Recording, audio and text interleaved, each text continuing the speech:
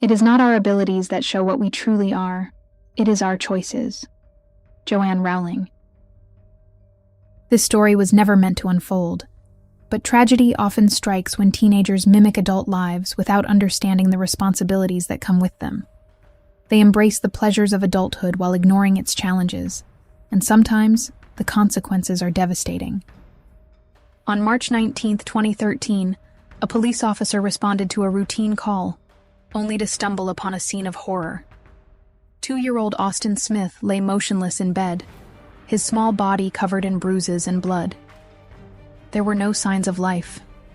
Austin was rushed to the hospital, where frantic attempts were made to save him. He wasn't in his own home, nor was he surrounded by parents or guardians. The only family nearby was his 2-month-old brother, helpless and equally abandoned. The case unfolded in the small village of Springville, Erie County, in the state of New York. It began when 16-year-old Dylan Shoemaker and 16-year-old Ashley Smith started spending time together. Both teenagers were battling their own struggles, which may have drawn them to each other. Ashley, at just 17 years old, had become a mother after an affair that resulted in the birth of her son, Austin. Dylan, on the other hand, had been dealing with significant challenges of his own. Diagnosed with anger management issues and attention deficit hyperactivity disorder, ADHD, he often found himself in trouble. His struggles escalated when he became addicted to illegal substances, ultimately leading to his placement in a rehabilitation center. Their relationship was volatile and unpredictable, marked by heated arguments, frequent breakups, and reconciliations. Yet, when Dylan returned from rehab, he appeared to be on a better path. He adhered to his prescribed medication regimen, which helped stabilize his mood and behavior. His demeanor became calmer, and he re-enrolled in school, where he began to perform well academically. Dylan and Ashley rekindled their relationship, and by the time Dylan was 16, Ashley had given birth to a son, Christopher, whom Dylan regarded as his own. By February 2013, Ashley and her children were living with her father and stepmother. It was during this time that her parents found an unused condom in Ashley's bed. Perhaps Ashley's father could have taken a lighter approach to the situation, realizing that his daughter was at least considering birth control. But on that particular day, emotions ran high, and the confrontation escalated into a heated argument. In the end, Ashley's father threatened to kick her and the children out of the house. When Dylan found out what had happened, he asked his mother for permission to let Ashley and the children move in with them. Dylan's mother, who had already come to love Christopher as her grandson, agreed, though the whole situation was deeply unsettling for her.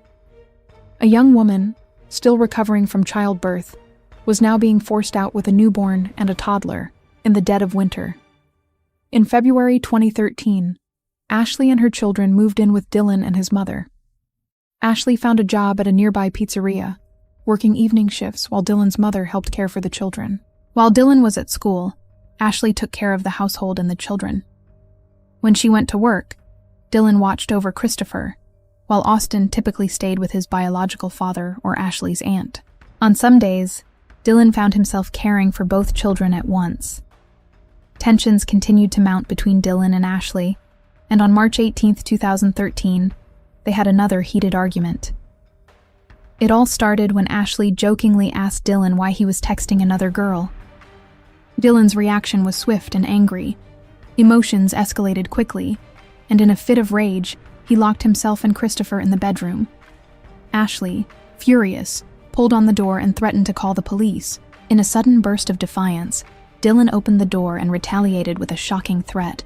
If she called the authorities, he would accuse her of sexually abusing a minor. The situation quickly spiraled further out of control. Ashley shoved Dylan with a pillow, and in response, Dylan violently threw her onto the bed, sending her crashing into Christopher's toys.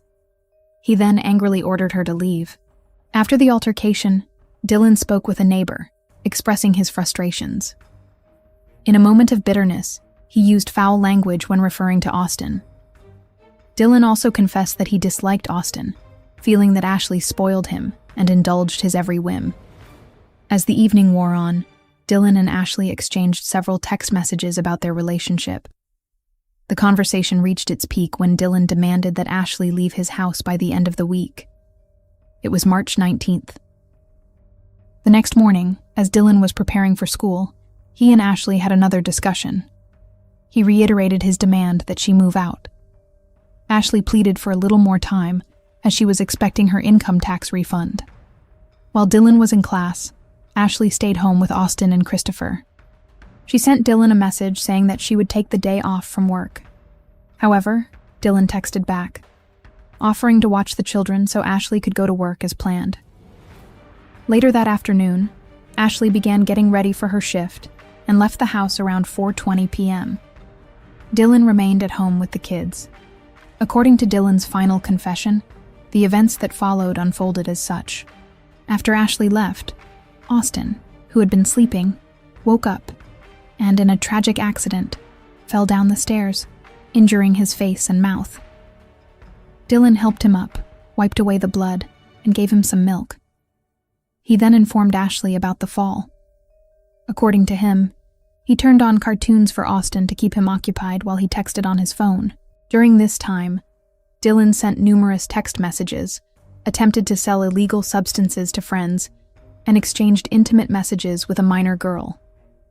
When he tried to feed Austin, the child, due to his injury, spat out the food and reportedly started cursing. Enraged, Dylan struck him in the face and forced him to swallow the food. Later, while changing Austin's diaper, Dylan grew frustrated with the toddler's resistance, and in a fit of anger, threw him roughly onto the wooden floor, causing him to hit his head. Dylan later confessed that he began beating the child for reasons he couldn't explain, even placing a pillow over Austin's face and pummeling his head. Afterward, Austin became lethargic and sleepy, so Dylan shook him to prevent him from falling asleep before the scheduled time. After putting Austin to bed, Dylan initially thought the child was fine. However, 5 minutes later, when he checked again, he saw that Austin was breathing erratically, sweating heavily, his eyes half closed, and blood was trickling from his lip. The child was unresponsive. Realizing the gravity of the situation, Dylan called his mother, who was at home. At 8:20 p.m., he called 911 and notified Ashley, instructing her to return immediately. Before the police and medics arrived, Dylan confessed to his mother that he had hurt Austin in a fit of irritation. The first police officer to arrive on the scene found Austin in a bedroom on the second floor. The child was lying motionless in bed, blood dripping from his mouth, large bruises on his face, and his pupils dilated. There was no detectable pulse. Meanwhile, the other two officers found Dylan on the porch, where they overheard him speaking to his mother. "Oh my God, she's going to kill me. I can't believe I did this. Oh my God, I didn't mean for this to happen." The first officer on the scene, Deputy Ben Pisa, attempted to perform CPR on Austin until the ambulance arrived, but his efforts were in vain. Afterward, he wrapped the lifeless child in a blanket, carried him outside, and placed him in the ambulance. Meanwhile, police officers began questioning Dylan about the events leading to Austin's injuries. Dylan lied, stating that Austin had simply fallen down the stairs and appeared fine initially, with the problems only arising after the child fell asleep.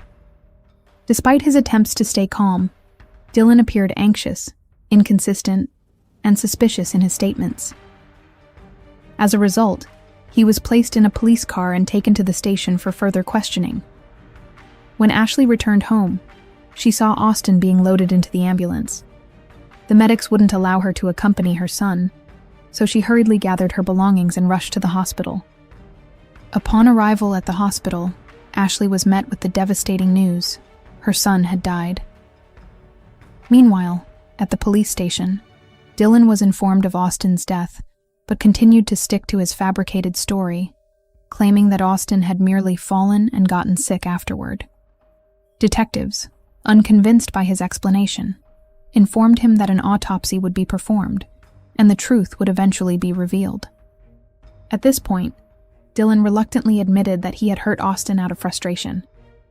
However, he downplayed the severity of his actions, still attempting to minimize his guilt.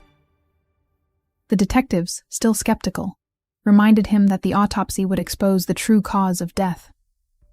Faced with the undeniable truth, Dylan finally confessed to the full extent of his actions, acknowledging his responsibility for Austin's death. Dylan described in detail how he had shaken, beaten, thrown, and punched the defenseless child. After his confession, he was arrested. The result of little Austin's autopsy was chilling and extensive, with the findings being absolutely shocking. It revealed multiple injuries to the head and neck caused by violent blows, as well as signs of shaking, and the child's head being forcefully slammed against the floor. The cause of death was blunt force trauma to the head, which led to the severing of long nerve fibers in the brain due to the displacement and rotation of the brain within the skull. The nature of the injuries clearly indicated intentional violence. These injuries were incompatible with life and could not have been caused by a simple fall down the stairs.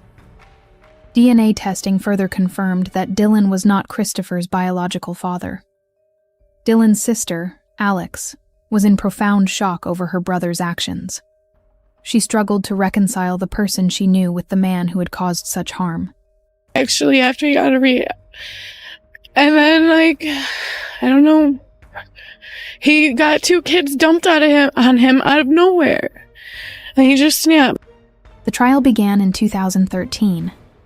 Dylan and his attorneys sought the mildest possible sentence, 15 years in prison with the possibility of early release, arguing that he lacked experience in dealing with children and had unresolved anger management issues. During the trial, Dylan cried in front of the jury, assuring them that he had never intended to kill Austin. He claimed he didn't even believe he had the physical strength to do so. He expressed what appeared to be sincere remorse and deep regret for his actions. He acknowledged some intent in his actions, but insisted he couldn't accurately recall the exact sequence of events. I didn't mean to kill Austin. Actually, I really didn't. I really think I did that. I didn't mean to hurt him. I can't take back what was done. I wish I could. I would give my life for Austin. I loved him. Dylan attributed his rage solely to his desire to discipline Austin, despite his lack of skill and experience with children. He also mentioned using a pillow, claiming he thought it would cushion the blows and protect the toddler. However, during the trial, shocking details emerged from a phone conversation Dylan had with his mother, which had been monitored and recorded while he was in prison. In the conversation, Dylan cynically remarked that as a 16-year-old blonde boy, all he had to do was cry in front of the jury, and they would take pity on him. This revelation deeply disturbed the judge, who commented on it during the court proceedings, emphasizing the manipulation in Dylan's statement. The record will show that you admitted that on July 23, 2013, in a phone call to your mother from the holding center, you stated, and I got a quote from the court reporter, "I am a 16-year-old blonde. Probably all I have to do is cry in front of the jury, and they're going to feel sorry for me," end quote. On December 9, 2013, the jury found Dylan Shoemaker, who had turned 17 by that time, guilty of second-degree murder for the tragic death of Austin Smith. The court heard how a young life was senselessly lost, and despite the emotional pleas and remorse Dylan showed during the trial, the severity of his actions was undeniable. On January 10, 2014, during sentencing, Supreme Court Justice William Baller condemned Dylan's actions, describing him as a manipulator and a liar. He emphasized that while Dylan may have shown some remorse, his repeated deceit and lack of responsibility for his violent actions could not be overlooked. The sentence was initially 25 years in prison, but later, the New York Court of Appeals reduced it to 18 years after an appeal by Dylan's legal team, arguing for a lesser sentence due to his age and possible rehabilitation. This reduction in sentence was met with mixed reactions, as many felt it did not adequately reflect the gravity of what Dylan had done. The court acknowledged his youth at the time of the crime, but the damage done to a helpless child was irreversible. When Dylan Shoemaker is eventually released from prison, he will still be a young man, capable of rebuilding his future. But Austin Smith, who should have been enjoying the innocence of childhood, will never have that opportunity. Austin's future was stolen in an instant, and his memory will forever serve as a reminder of how easily life can be taken away. Rest in peace, little angel Austin. Your story will never be forgotten. I just wanted to take a moment to thank each and every one of you for watching this video until the end. Your continued support means everything to me and drives me to keep bringing you new and impactful investigations. Please feel free to share your thoughts on this case in the comments below. And if you haven't yet, make sure to subscribe to the channel for more. Together, we can keep shedding light on important stories, remembering those who have been wronged, and ensuring that justice is never forgotten.